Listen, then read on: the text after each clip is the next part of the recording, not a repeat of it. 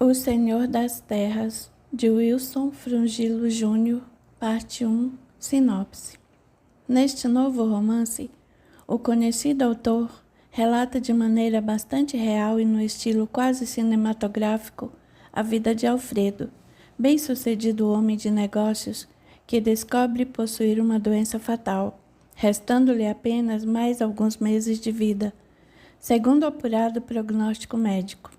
Parte então em busca de algum milagre que possa curá-lo, terminando por encontrar através do médium Cláudio as verdades vidana doutrina dos espíritos. Em capítulos curtos, duas épocas atual e baixa Idade Média se alternam, no estilo inovador, onde os mesmos personagens desfilam em ambas as encarnações, demonstrando com propriedade as implicações da lei de causa e efeito. Na época atual, a busca da cura e da verdade. Na Idade Média, a perseguição de um senhor das terras contra o curandeiro local, de formação sacerdotal druida, pela posse de um colar sagrado e pelo segredo da muscária, um cogumelo cujo chá acreditava-se traria estranhos poderes a quem dele bebesse. Ritmo, ação e ensinamentos da doutrina espírita, em linguagem bastante clara e acessível, são a tônica constante deste palpitante romance. Capítulo 1. Estou impressionada com você, Alfredo, comenta Yolanda sorrindo para o marido. Realmente, está uma beleza a arrumação que você fez em suas coisas. Seu escritório estava mesmo precisando. Alfredo devolve o sorriso.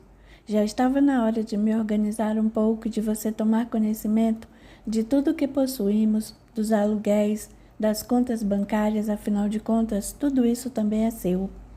E esta pasta grande aqui? Ah, sim, preciso colar uma etiqueta. Ela contém as escrituras dos imóveis alugados e esta outra os impostos pagos. Está aqui também, é muito importante. Guardo nelas declarações de renda dos últimos anos e nestas apólices de seguro de vida. Seguro de vida?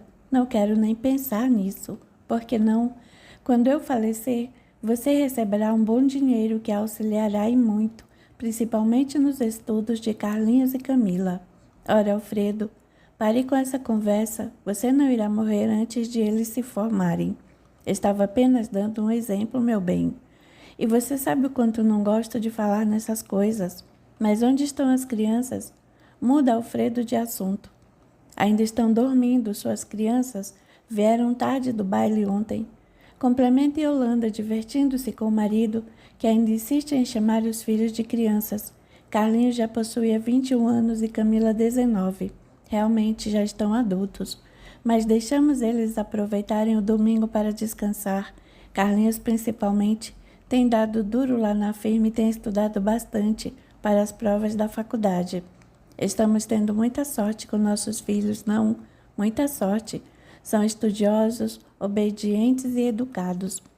Alfredo conta com 45 anos de idade. É um empresário bem-sucedido no ramo de máquinas e ferramentas, possuindo diversas empresas bastante lucrativas que lhe proporcionam uma vida material tranquila e sem nenhum problema de ordem financeira. Yolanda, 43 anos, formada em arquitetura, preferiu após o casamento dedicar-se apenas à família, tornando-se excelente dona de casa e mãe extremamente voltada para a educação dos filhos.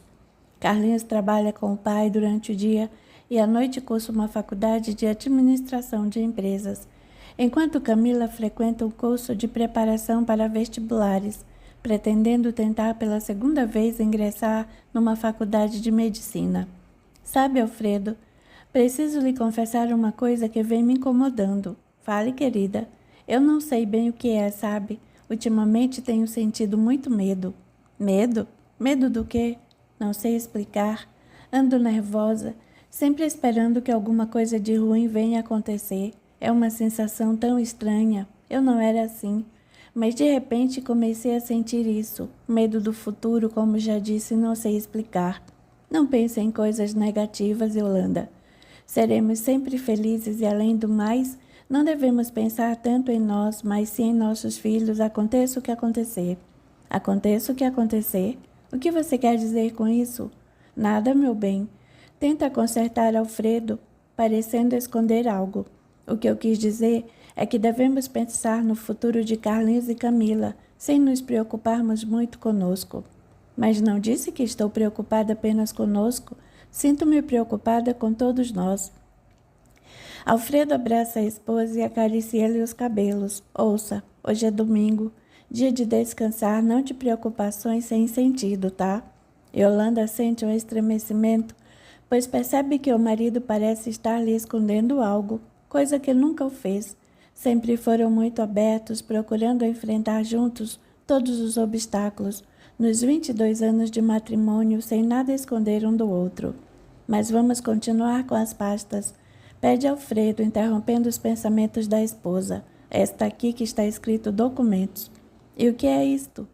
Interrompe Yolanda ao encontrar uma solicitação médica de exames em uma das gavetas da escrivaninha. Alfredo toma-lhe o papel das mãos e guarda-os novamente. É apenas a cópia de um pedido de exames. Você está doente? Não me disse nada? Não, querida. Esqueci-me de lhe dizer. É que todos os meus amigos têm feito um check-up anualmente e vivem me dizendo que eu também deveria fazê-lo. Não tenho nada, não.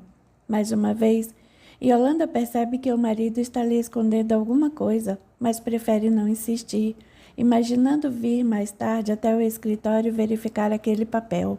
Já são perto de 11 horas, quando Alfredo termina de explicar à esposa o significado e a importância do conteúdo de todas as pastas, cuidadosamente guardadas em um cofre. A seguir, ensina-lhe o segredo e a maneira de abri-lo. Alfredo ainda não conseguiu entender o porquê de tudo isto. Yolanda, não se preocupe. Apenas estou sendo precavido. Todos nós não estamos sujeitos a uma doença, a uma cirurgia, sem que esperemos? Sim, mas... Então, meu bem, é bom que você saiba onde estão todos os documentos. Agora, faça-me um pequeno favor. Verifique se o Carlinhos já se levantou e peça-lhe para que venha até aqui. Yolanda franze o senho e olha para o marido com o canto dos olhos. Vai explicar-lhe tudo isso também? Alfredo sorri diante da preocupação da esposa. É lógico que vou mostrar tudo a ele, é meu filho. Já tem 21 anos e trabalha comigo. Aliás, já está na hora de ele cuidar, inclusive, de meus compromissos particulares. Afinal de contas, um dia, tudo isto vai ser dele e de Camila, não é? Quero também que ele tome frente nos negócios daquela fazenda que estou pensando em adquirir. Talvez você tenha razão, mas já lhe disse que não gosto dessas conversas. E aqui nesta casa ninguém vai faltar tão cedo, tá? Yolanda abraça carinhosamente o marido. Tá, insiste. Tá, concorda Alfredo, beijando a esposa. Agora peça para o Carlinhos vir até aqui, pois achei de muita responsabilidade por parte de papai fazer o que está fazendo. Comenta o filho durante o almoço, ante o comentário da mãe. De minha parte, acho essa conversa tétrica e negativa demais, interfere Camila. Na minha opinião, esses cuidados todos são para pessoas com mais de 60 anos. Papai ainda é tão jovem, tão forte, tão bonito, tão atraente, não é, mamãe? Brinca a filha, explodindo em marota risada. Todos riem. Aliás, Camila é a alegria da casa. É sempre de bom humor, consegue transmitir essa alegria a eles. Você tem razão, minha filha. Papai, graças a Deus, possui muita saúde e não haveria razões para essa preocupação agora, mas continuo achando uma atitude de muita responsabilidade e acredito que todas as pessoas deveriam seguir esse exemplo. Afinal de contas, ninguém conhece o que o futuro lhe reserva. Nós não nos preparamos para tudo na vida. Deveríamos nos preparar também para a derradeira despedida. Olha, agora estou falando sério, interrompe Yolanda, e espero ser levada a sério. Vamos parar com esse assunto? Vamos almoçar e falar de coisas alegres. Tem razão, concorda Alfredo. Vamos falar da vida, de trabalho, de estudos, de... Pode parar também, interrompe rindo Camila. De trabalho e de estudos? Neste lindo dia de domingo? Não, vamos falar de descanso e de divertimentos. Prefiro não falar nada e continuar saboreando estes champignons que mamãe preparou, fala Carlinhos.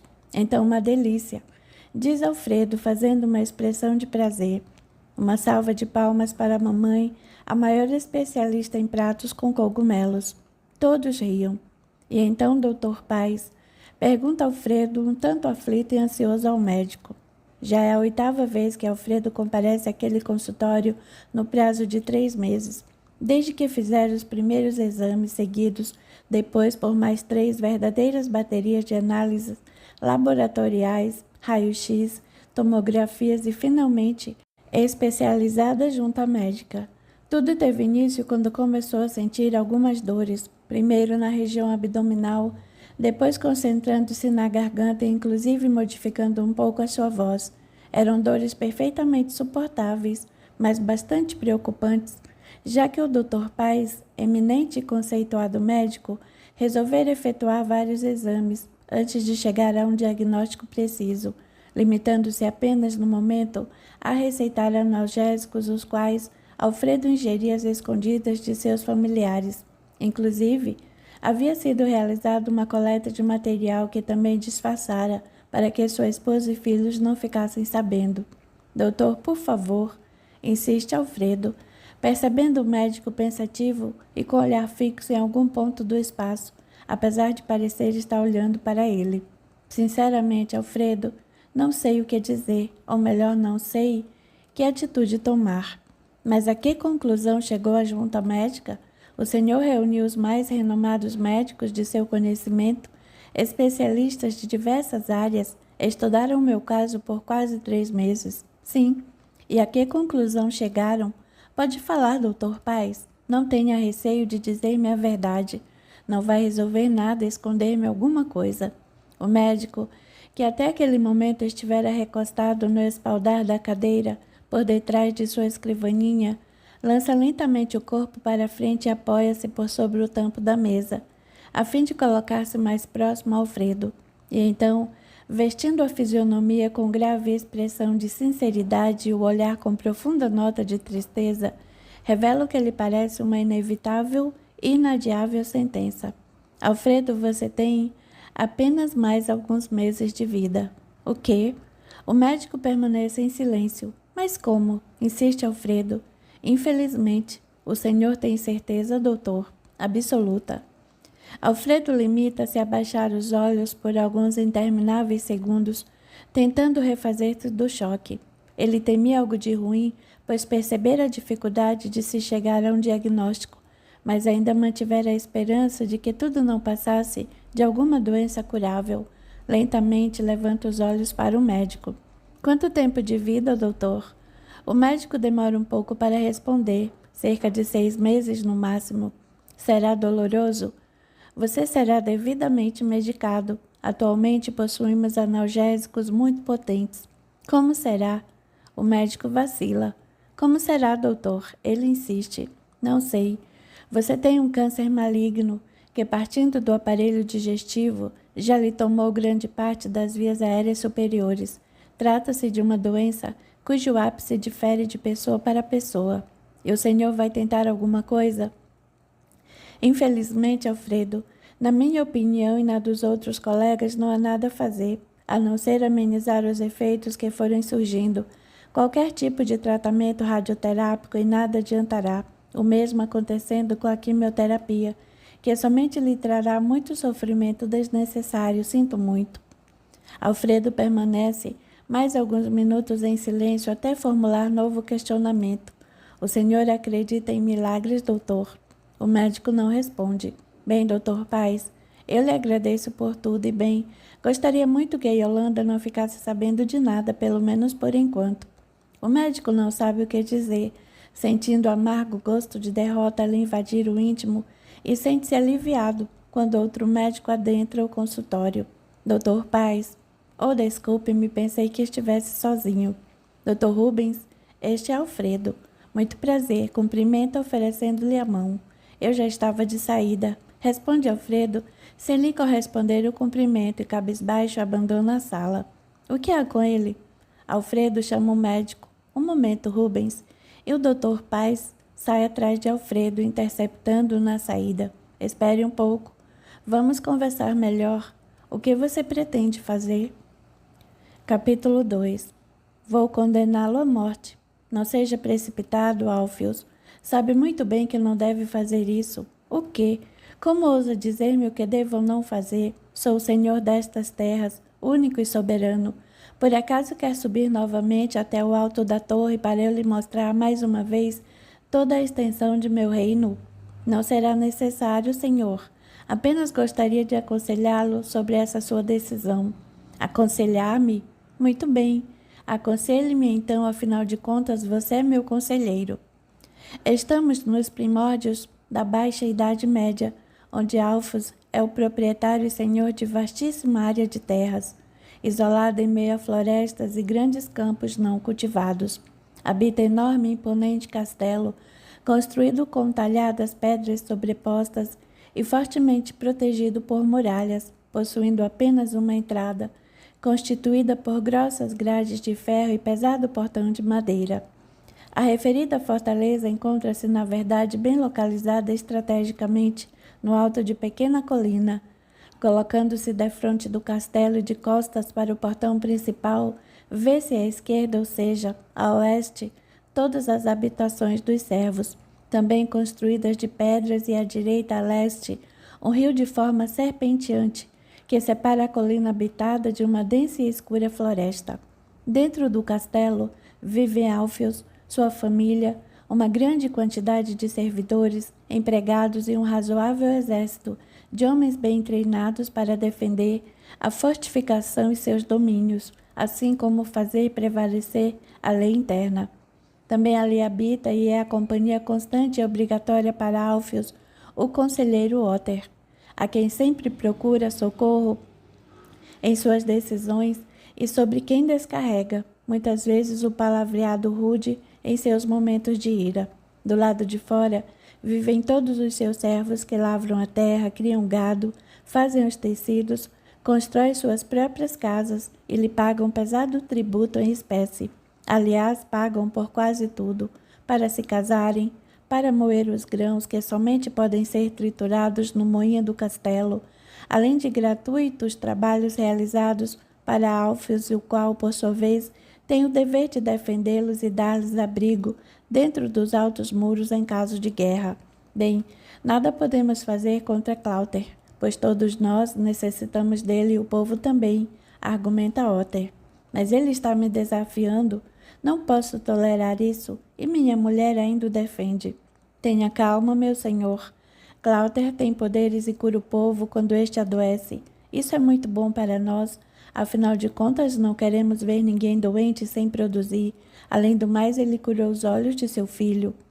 O rosto de Alfios se enrusbece ao lembrar que, em certa ocasião, realmente, o curandeiro havia curado os olhos de seu filho, mas que 1 ano depois o menino havia morrido, porque Cláuter não havia tido a oportunidade de curá-lo, já que demorara muito para chamá-lo, numa teimosia sem razão dele mesmo, e explode mudando o rumo da conversa. Mas ele me desafia, não paga os impostos. Mas nenhum curandeiro paga impostos, e o meu senhor nunca lhe cobrou. Alfios fica em silêncio por uns instantes e de repente explode. Eu quero aquele colar. Eu quero o colar sagrado dos druidas. Eu quero em minhas mãos. Otter arregala os olhos ao ouvir essas palavras. Meu senhor, para que quero o colar? Sabe que não pode tocá-lo. Apenas pode olhar para ele, mesmo assim tão somente em ocasiões especiais, quando Cláuter o usa. Se ele me autorizar, através do ritual poderei tocá-lo, e você sabe disso. E quero também aprender a reconhecer a muscária e saber onde Cláuter as colhe. E o que o meu senhor pretende fazer com ela, se não conhece o segredo de seu preparo? Pelo que sei, esse cogumelo tanto pode ser transformado em poderoso chá, como pode agir como violento veneno. Eu quero seu veneno. Para quê, meu senhor? Porque quero. O meu senhor já falou com Cláuter, já pediu a ele? Pedi? Eu não posso pedir. Sou o senhor de tudo e de todos, tenho que ordenar. E o meu senhor ordenou a Cláuter? Ordenei. E ele? Alfios fica transtornado, enrosbecendo-se novamente de ódio. O patife negou-me. Mas por que o meu senhor foi lhe dar uma ordem dessas? E deveria existir alguma ordem que eu não pudesse dar? Sou o senhor destas terras e da vida de todos. Por favor, acalme-se. Deixe-me pensar um pouco, vou tentar alguma solução. Faça isso, Otter, e será bem recompensado. Pede Alfio, saindo rapidamente de seus aposentos, deixando o conselheiro pensativo. Preciso descobrir uma maneira de convencer Cláudia, pensa. Ele ainda poderá ser executado e não posso deixar isso acontecer. Cláudia é muito importante para todos nós e ainda não encontrou ninguém para ensinar seus segredos e transmitir seus poderes. Mas por que diabos Alfios quer o maldito colar e o segredo da muscária? Ou seria apenas uma desculpa para condenar Cláudia? Não, não pode ser. Alfios seria louco e condená-lo à morte. O povo poderia se insurgir contra ele. Acredito que até mesmo os soldados, afinal de contas, todos necessitam de suas porções e suas rezas. Será que aquele patife do padre Warlet está por detrás disso tudo? Preciso conversar com Cláudia. Talvez ele possa explicar-me o porquê dessa loucura de Alfios. E envolto nesses pensamentos, Otter dirige-se à estrebaria onde, montando o fogoso cavalo, atravessa os portões do castelo e da muralha, acompanhado de sua guarda pessoal. Cavalga para o leste, com destino ao rio onde, apeando as suas margens, deixa o animal aos cuidados de seus homens e atravessa-o numa das balsas, ali existentes, movida pelo balseiro, por meio de extensa vara. Essa pequena embarcação é própria para uso dos nobres do castelo, pois para o restante do povo existem dezenas de outras, atracadas ao longo do rio, onde cada um terá que manejar a vara por si mesmo, fincando ao leito do rio e impulsionando a balsa até o outro lado da margem.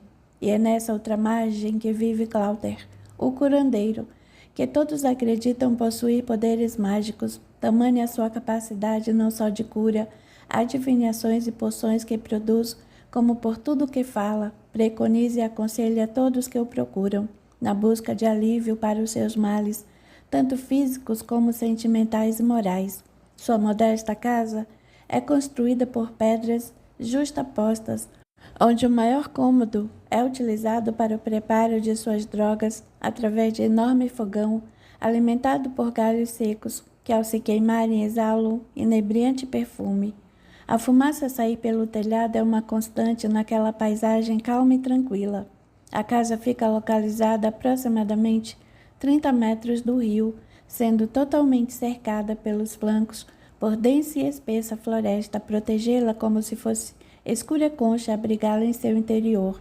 E é nessa grande floresta que Cláudia coleta as plantas, as folhas e as raízes para os seus chás, inclusive a cobiçada muscária, objeto da ira de Alfios. E numa clareira, mais para dentro daquela vegetação, Cláudia planta alguns grãos para comer ou transformar em bebidas.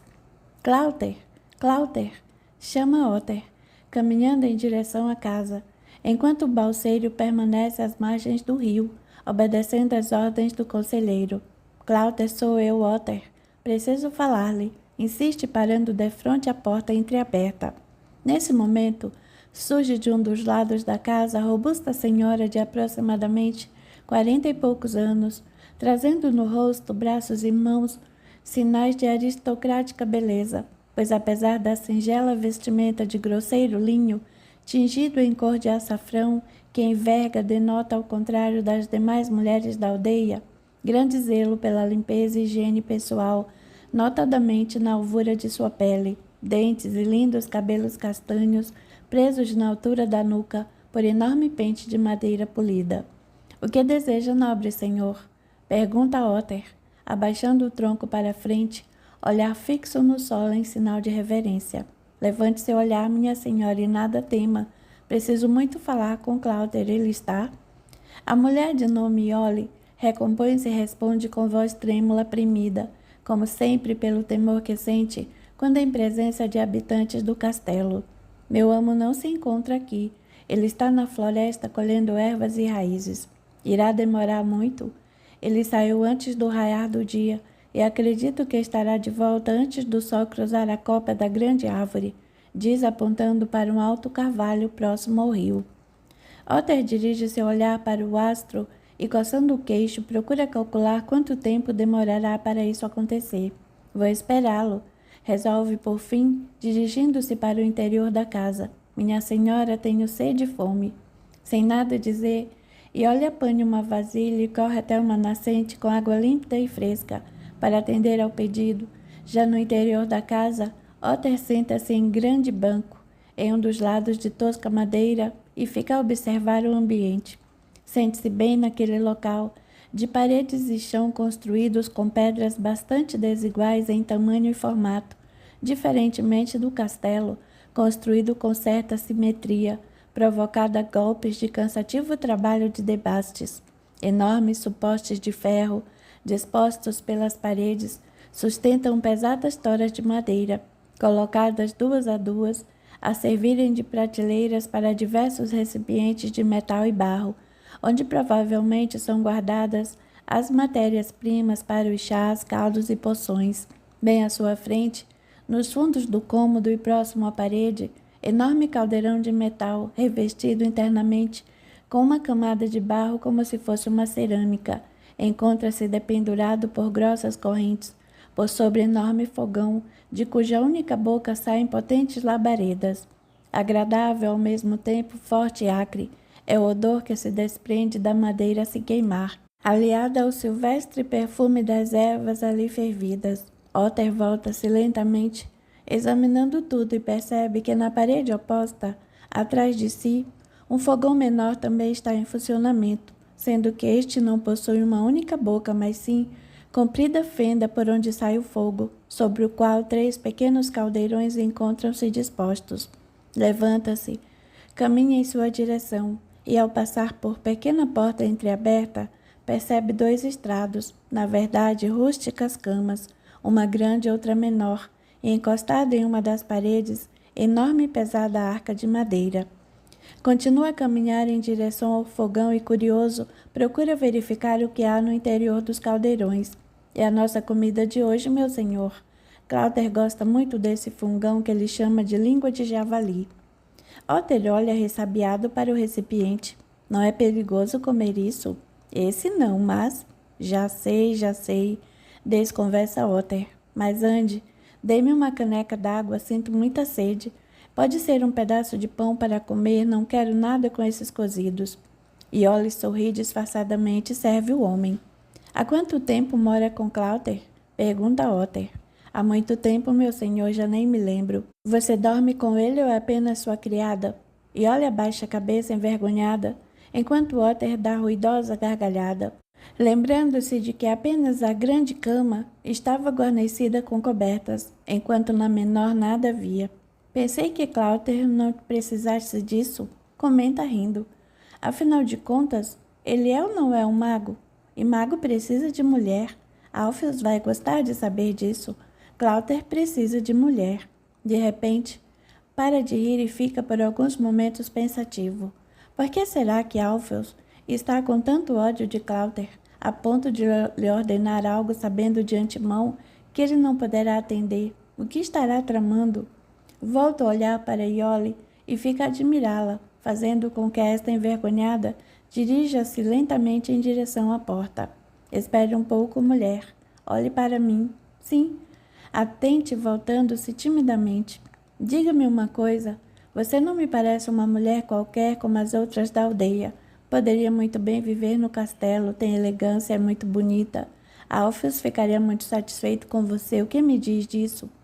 Iole tem um estremecimento, apesar de sentir-se lisonjeada com o comentário, pois nunca alguém havia lhe falado dessa maneira. Clauter, apesar de ser muito bom para com ela, nem parecia notá-la, a não ser em seus momentos de necessidade física. Sentia-se muito segura e protegida por ele, principalmente pelo fato dele nunca ter tido qualquer atitude violenta, mesmo quando ela cometia pequenos deslizes em suas atribuições caseiras ou nos trabalhos com ervas. Na verdade, apesar do desconhecimento de todos, Clauter estava lhe ensinando todas as suas fórmulas e segredos, principalmente os dos fungões, hoje mais conhecidos por cogumelos.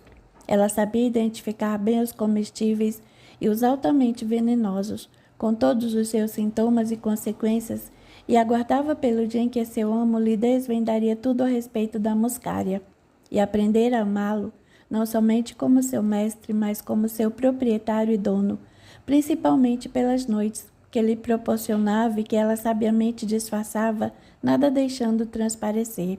Vamos, responda. Perdoe-me, senhor, mas gosto muito deste lugar e de servir ao meu amo. Otter dá outra estrondosa gargalhada e resolve continuar a testar a mulher. Você diz isso porque não conhece o castelo, suas comidas, suas bebidas, as roupas que poderia usar, os criados a lhe servirem, as festas, os passeios. Lolly não consegue conter um pequeno sorriso que lhe aflora os lábios ao ouvir essas palavras, mas ao perceber que se traiu, procura disfarçar, franzindo o senho e baixando novamente o olhar. Otter insiste. Diga-me uma coisa, Alpheus a conhece?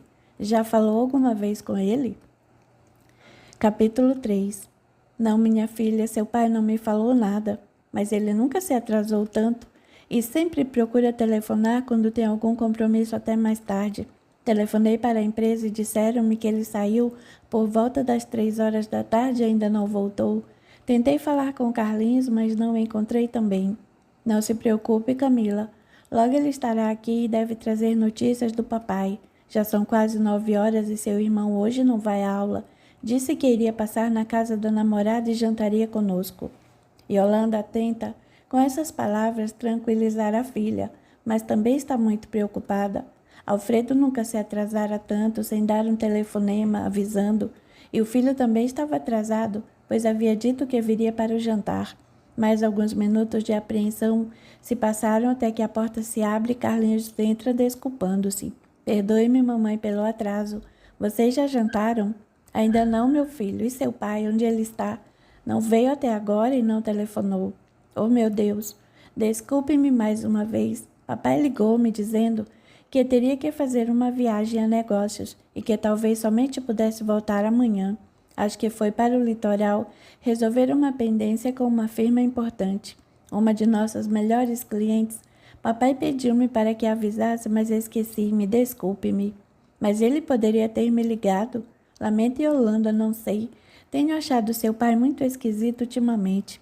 Ora, mamãe, ainda preocupada com aquele assunto, já lhe disse que papai apenas quis deixar-nos a par de seus bens, de seus compromissos. Até parece que a senhora não o conhece. Papai é extremamente organizado. Tudo bem, filho. Vou pedir para a Célia servir o jantar. Já são 5 horas da tarde daquele nefasto dia, quando Alfredo deixa o consultório do Dr. Paz. Fica parado na calçada, defronte do prédio, olhando as pessoas passarem apressadas naquela cidade grande, onde pela primeira vez percebe que ninguém sorri. São circunspectos caminhantes, voltados para dentro de si mesmos, talvez remoendo pensamentos, quem sabe, de alegrias ou tristezas que não deixam serem revelados, nem por mínima expressão facial. Mas para Alfredo, naquele momento, tratam-se de pessoas normais, pessoas detentoras da felicidade de desconhecerem o dia de suas mortes. Encosta-se então numa parede e fica rememorando as palavras que acabara de ouvir, ou seja, sua sentença, e revolta-se, sentindo enorme ódio pelo Dr. Paz. Havia muito tempo que não tinha esse tipo de sentimento, nunca odiara ninguém e assusta-se. Mas que direito tem esse homem, esse médico, de me decretar a morte, que ele pensa que é? Por acaso imagina ser Deus? Argumenta consigo mesmo, Deus? Que Deus? Que Deus condena desse jeito? Que foi que eu fiz? Nunca fiz nada de mal a ninguém. Sempre procurei ser um bom homem, um bom pai, um bom esposo. Ou será que Deus não existe e ficamos à mercê dos males do mundo e da sorte? No meu caso, do azar, certamente 6 meses. O que um homem pode fazer em 6 meses? Martirizado por esses pensamentos, Alfredo entra em desespero e não sabe para onde ir. Sem coragem de voltar para casa, telefona para o filho mentindo que precisa viajar e que talvez volte somente no dia seguinte. E seu desespero aumenta ao imaginar que no dia seguinte terá que voltar para o lar. Como conseguirá contar para Yolanda e para seus filhos? Ou não deve contar nada? Conseguirá disfarçar o seu abatimento? Sua esposa já estava apreensiva com ele, porque desde o momento que o Dr. Paz, pela 6ª vez, lhe pedira mais alguns exames, começou a ficar preocupado com a própria saúde e teve a ideia de deixar a esposa e os filhos preparados, ou pelo menos conhecedores de suas posses e negócios. para uma eventualidade de ter que ser talvez internado em um hospital para alguma cirurgia. Mas a morte não. Não consegue se conformar e começa a caminhar lentamente sem rumo pelas ruas da cidade até que ouve alguém lhe chamar. Alfredo? Alfredo? Olha para o interior de um bar e vê a Ruda, um de seus grandes amigos dos tempos de faculdade, sentada em uma das mesas, bebericando um drink. O amigo levanta-se e vai ao seu encontro. Alfredo, há quanto tempo? Como você está? Está mais gordo? Gordo não, mais forte. Diz a Ruda abraçando. Mas venha cá, vamos beber alguma coisa. Alfredo devolve-lhe o abraço e sorri sem muita emoção. Realmente, faz muito tempo que não nos encontramos. Ouvi dizer que você está muito bem de vida, mas vamos tomar uma bebida juntos, como sempre fazíamos nos tempos de estudante. Alfredo, sem noção do que fazer naquele momento, aceita o convite e senta-se à mesa, defronte do grande amigo de outros tempos. E você, Arruda? O que anda fazendo? Muitas construções?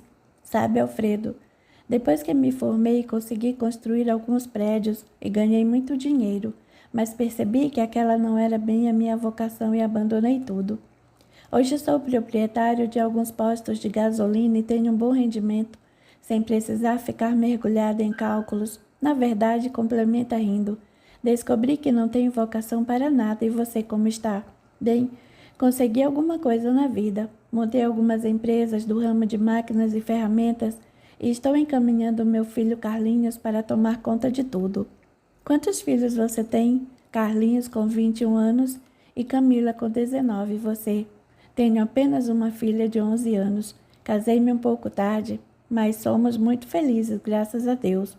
Você acha que é feliz graças a Deus? Sim, sei lá.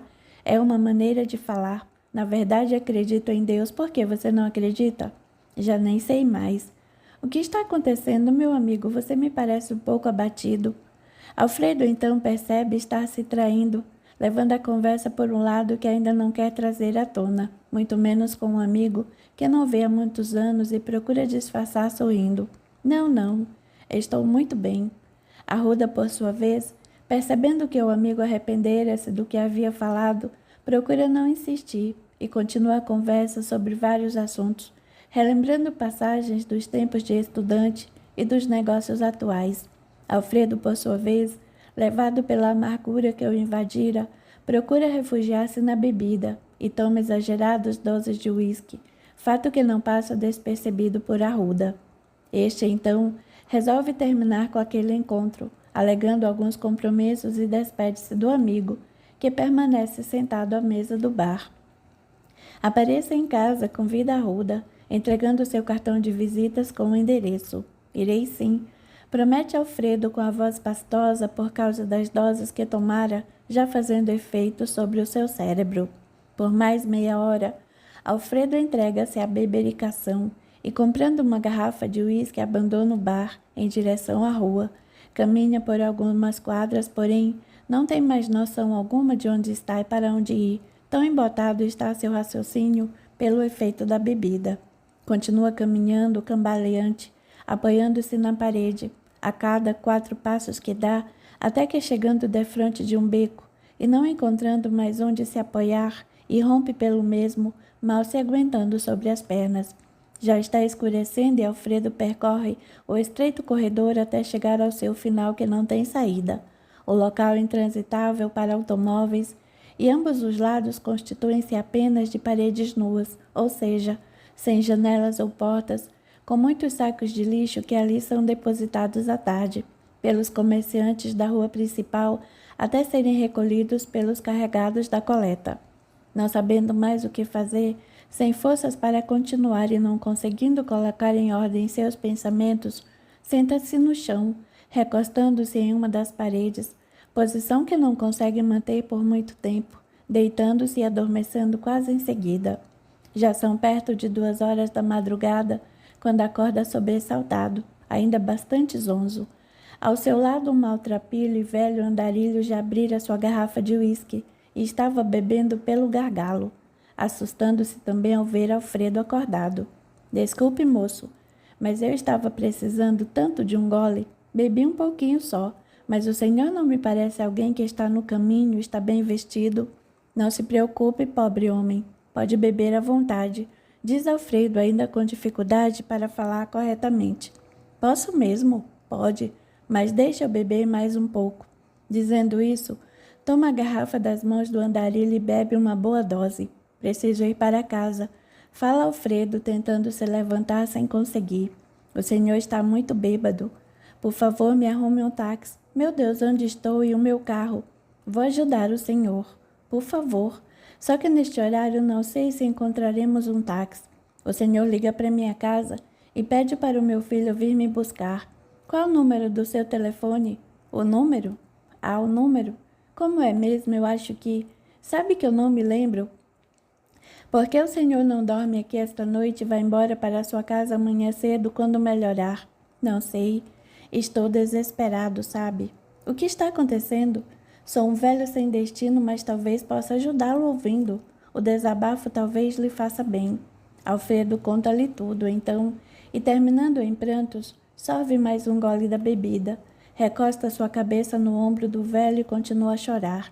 É, realmente, o senhor só tem motivos para chorar. 6 meses de vida. O que são 6 meses para viver? Nada. Para sofrer esperando a morte? Uma eternidade. Alfredo não está mais ouvindo as palavras do velho, pois adormece embriagado que se encontra. E o andarilho, após tomar mais alguns goles, continua. Seria bem melhor morrer já, não é? Pelo menos não vai ficar sofrendo a angústia da espera por todos esses meses. E esperando o quê? Eu acho que deve existir algum lugar depois da morte, e se o amigo sempre foi uma pessoa boa, como me disse, certamente irá para um bom lugar. Eu só acho que não deve ficar esperando. Por que não dá um fim na sua vida? Não tem coragem? Por que não responde? Talvez o amigo ache que se fizer isso não terá paz após a morte, não é? Já ouvi falar disso, o que me diz? Alfredo não responde ao velho, pois dorme profundamente. Coitado, nem quer responder. Continua o homem também embriagado. Acho que o senhor não teria coragem. Eu tenho coragem. Se o amigo quiser, posso ajudá-lo a se despedir desta vida ingrata. Você quer, não é? Não responde. Mas posso sentir que é isso que quer. Tudo bem, eu faço o serviço. Mas preciso encontrar um meio de fazer. Talvez eu consiga fazer com que seja atropelado. Não. Pode não dar certo, porque e se o senhor não morrer e precisar ficar no hospital todo engessado? Aí vai ser pior. Podia ser uma facada bem no coração, mas também não tenho nenhuma faca. E continuando a falar, o velho maltrapilho levanta-se e caminha em direção à entrada do beco. O que eu poderia fazer para livrar o amigo dessa vida? Deixe-me ver. Nesse momento, um enorme caminhão coletor de lixo estaciona bem perto dali, e o velho fica olhando os funcionários carregarem os sacos de lixo e jogarem-nos dentro do veículo e comenta sozinho. Muito perigoso esse sistema. O Pedro morreu nesse mesmo caminhão no ano passado. Foi uma coisa tão horrível que não gosto nem de me lembrar. Que azar o dele. Caí dentro do caminhão bem na hora que o motorista ligou aquela peça de amassar o lixo. Não sobrou quase nada dele. Coitado do Pedro, morreu na hora. João, grita um dos lixeiros para o motorista. Chame os outros. Vamos tomar uma bebida ali no bar. Depois você amassa o lixo. É pra já. Ei, pessoal, vamos tomar uma cachaça? O andarilho ouve aquela conversa e algo lhe passa pela mente, quando vê o caminhão sozinho. Volta-se meio cambaleante para o interior do beco. Amigo, amigo, já encontrei a solução para o seu problema. Seus sofrimentos vão acabar. Venha cá, venha cá. Ele não vai ter coragem de entrar dentro daquela caçamba do caminhão. Psiu.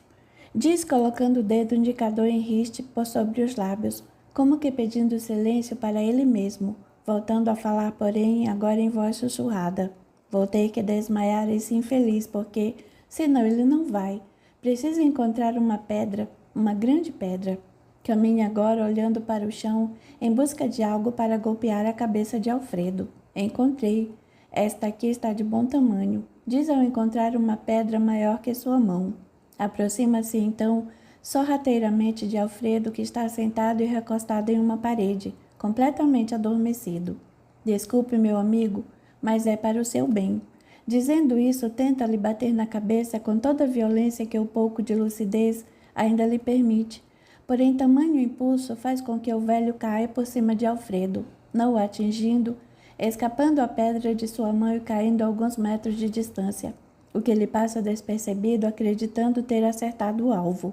Muito bem, agora vou carregá-lo até o caminhão. E passando o braço direito por sob a axila esquerda de Alfredo, ao tempo em que o segura pela cintura, mais propriamente pelo cós da calça, o velho consegue levantá-lo e o carrega, quase que arrastando seu corpo até o início do beco em direção ao caminhão de lixo. Você é pesado, hein, irmão? Deixe-me ver. Coloque primeiro seus braços aqui nesta parte e agora é só levantar as suas pernas e jogá-lo para dentro. Vamos lá. Você já está com a metade do seu corpo do lado de dentro, só faltam as pernas. Mas espere um pouco. Antes vou tirar suas calças e seus sapatos. Estou precisando. E para você não terá utilidade nenhuma. Anjo, usa camisola. Ei, o que está fazendo aí no caminhão? O que está jogando aí? Gritam dos lixeiros, juntamente com os outros já voltando do bar. Pare aí. O velho assusta-se. E juntando um pouco de força que ainda lhe resta nas pernas e movido talvez pelo medo, sai correndo em desabalada carreira. Os funcionários da limpeza pública não vão em seu encalço, dirigindo-se todos para o caminhão. Mas o que é isto aqui? Pergunta assustado um deles. Está morto? Acho que não. Seu coração está batendo?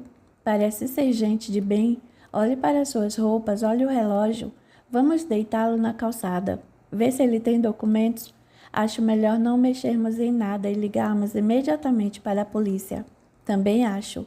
Eu não estou entendendo nada, diz Yolanda ao telefone bastante nervosa. Sim, Alfredo é meu marido, mas essa delegacia é de qual cidade daqui mesmo? E meu marido está aí no pronto-socorro, meu Deus. O que está acontecendo? Pergunta aflita Camila. Desde que eu falo, mamãe, pede Carlinhos, percebendo que Yolanda não está conseguindo raciocinar direito. Alô? Por favor. O senhor quer repetir tudo para mim? Sou filho do Alfredo. Minha mãe não está conseguindo entender. O quê? Meu pai foi recolhido pela polícia totalmente embriagado. Estavam tentando matá-lo. Como? Num caminhão de lixo? Escuta, o senhor tem certeza de que se trata de Alfredo dos Reis? Sim, no documento de identidade. Entendo, mas papai disse que ia viajar para o litoral. Tudo bem, tudo bem. E ele está num pronto-socorro? O senhor poderia me informar em qual pronto-socorro? Sim, conheço, sei onde fica, tudo bem. Ele terá que prestar depoimento. Irá, sim, certo. Bem, muito obrigado. Qual o nome do senhor, Tavares? Nós procuraremos o senhor. Boa noite. O que aconteceu, filho? Pergunta Yolanda, tentando a todo custo manter a calma. Não sei bem, mãe, mas vamos até o pronto-socorro. O policial disse que precisaram levá-lo até lá porque estava muito embriagado. Meu Deus, mas ele não disse que ia viajar. Não sei o que aconteceu, Camila. Eu já estou cansada de dizer que o pai de vocês anda muito estranho. Partem, então, todos para o pronto-socorro. Lá chegando e depois de alguma dificuldade, tendo em vista o grande movimento daquela madrugada, conseguem localizar Alfredo, que já medicado repousa numa cama em um pequeno quarto de emergências. Alfredo não possui nenhum ferimento, tendo apenas alguns arranhões no rosto e um acentuado odor contraído no contato com o lixo do caminhão e o do álcool ingerido. Ao seu lado, um policial aguardava a chegada dos familiares para tomar o depoimento inicial. Muito solícito, espera que Yolanda, Carlinhos e Camila examinem o pai que dorme a sono alto. O que aconteceu a ele? Pergunta Carlinhos. Ainda não sabemos, responde o policial. Fomos acionados por uma equipe de lixeiros, que nos relatou que alguém estava tentando jogá-lo para dentro do caminhão de lixo, só não conseguindo levar a efeito o intento, porque eles perceberam a tenta e a pessoa evadiu-se às pressas. Carlinhos empalidece. Mas não seria esse caminhão daqueles que possuem dispositivo para prensar o lixo? Exatamente. Meu Deus, alguém realmente queria sua morte. Correto, confirma o policial. Infelizmente, de acordo com o depoimento dos lixeiros, não puderam ver o rosto do bandido porque estavam a uma certa distância do caminhão no trabalho de coleta. Mas quem teria esse interesse em matar papai? Choraminga Camila, um homem tão bom, nunca teve inimigos. Ele era dado a bebidas? Interroga o agente da polícia. Não, responde Yolanda. Alfredo não bebe nunca a não ser uma pequena dose em alguma festa ou jantar. Eu não estou entendendo nada, interrompe a filha. Papai disse a Carlinhos que ia viajar ontem. Bem, somente ele poderá elucidar tudo isso, diz o policial despedindo-se. Uma boa noite a todos. Espero que ele se recupere logo e aguardamos o seu comparecimento à delegacia para prestar esclarecimentos. Pode ficar tranquilo. Papai irá assim que estiver recuperado. Boa noite, então. Boa noite, muito obrigada por ter feito companhia ao meu marido. Agradece Yolanda. O policial retira-se e Carlinhos aproxima-se do pai, chamando-o pelo nome. Alfredo parece ouvir o filho, pois balbucia algo ininteligível. Vou procurar o médico que o atendeu. Vá sim, meu filho. Precisamos saber como ele está. Alfredo está bem. Seu maior problema foi ter se embriagado e no dia seguinte à tarde liberado após uma ligeira refeição à base de uma sopa leve e uma xícara de chá, pois passara todo o dia com náuseas e fortes dores de cabeça ocasionados pela bebida. Sua família evita tocar no assunto porque percebe que ele não só não está em condições de conversar sobre o ocorrido, como também parece não querer falar a respeito. Apenas pede ao filho que vá buscar o seu carro, estacionado próximo ao consultório do Dr. Paes, não mencionando a consulta ao médico. Por sorte, aquele endereço é bem próximo a uma das filiais da empresa. Chegando em casa, toma um banho e deita-se dormindo até o outro dia, que mal amanhece todos já estão de pé, na expectativa de ouvirem de Alfredo o que realmente lhe ocorrera. E não precisam esperar muito, pois ele logo se levanta, beija a esposa e os filhos, senta-se à mesa para o café da manhã e começa a narrar à sua maneira o que lhe acontecera naquele dia. Bem, em primeiro lugar, sinto-me bastante envergonhado pelo que aconteceu, do transtorno e da preocupação que causei a todos vocês. Isso nunca aconteceu-me antes e prometo que nunca mais irá acontecer. Mas o senhor não ia viajar? Pergunta Camila, bastante ansiosa. Deixe o papai falar, Camila, pede Yolanda. O que aconteceu foi o seguinte, realmente. Eu precisava fazer uma viagem de negócios, mas demorei-me um pouco mais do que imaginara naquela filial, perto da qual estacionei o carro, e não achei prudente viajar à noite, pois já estava escurecendo quando saí de lá. Estava, então, indo apanhar o carro quando eu encontrei o Arruda, antigo colega de escola, que convidou-me para tomar um drink e recordarmos um pouco nosso tempo de estudantes. Acontece bem, aí foi o pior da história, da qual sinto-me muito envergonhado, pois isso nunca havia acontecido comigo. Antes, a conversa estava tão boa que não percebi o quanto de bebida já havia ingerido, e esquecendo-me da hora, continuei a beber. Olhem, sinceramente não sei se foi pelo fato de estar bebendo sentado naquele bar, mas realmente não me dei conta do quanto já estava embriagado.